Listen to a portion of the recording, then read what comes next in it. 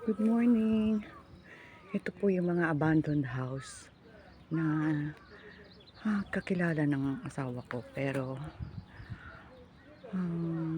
medyo matanda na yung may-ari, kaya nasa nursing home na. So maski anak ay ayaw na tumira dito.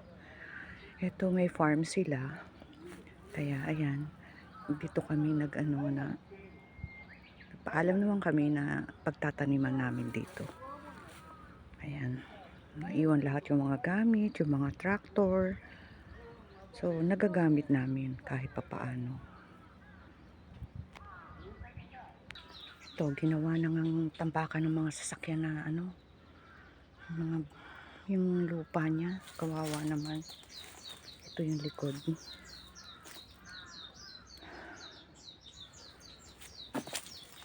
Ito yung bahay sa likod. Pwede pa tong ayusin kung gugustuhin. Pinapatira kami dito pero maraming magagastos. Ito kahit paano nililinis-linis namin ang paligid nila para hindi naman dahil may nakita na akong ahas. Ayan. At least may nagagamit din naman kaming tubig at kuryente kapag ginabi kami. Ito yung ang nila.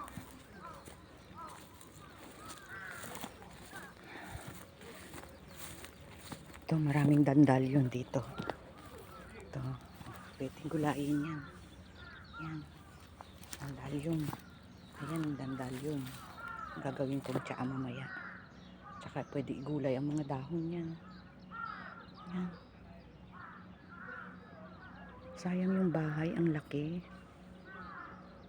Ito, wala nang nakatira. Binibenta sa asawa ko, kaya lang sabi niya mas marami pa raw magagastos. Ayan, ito yung ginawa naming greenhouse. Ginawa namin. Tapos dito nagluluto kami kahit para abutin man kami ng pananghalian.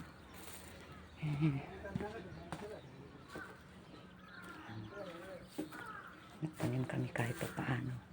Ayan yung kausap ng asawa ko, kapatid nung may-ari. So nagpaalam naman kami dito.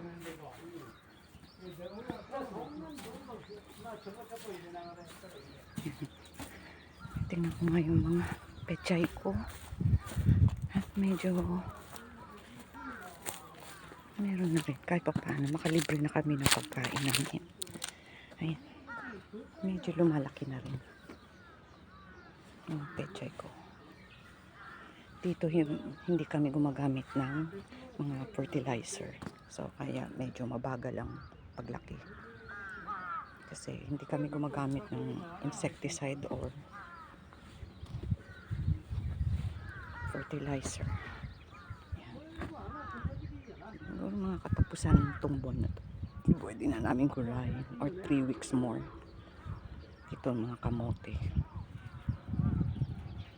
Ayan, nilagyan ng konting bakod kasi may mga baboy damo na kumakain ng halaman.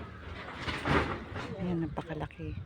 Gusto nila taniman namin kasi pag dito iniwan mong bakante ang mga lupa, malaki ang babayarang tax sa gobyerno, kaya inaalaw nila na magtanim yung mga gustong magtanim. Sige, dito na lang po.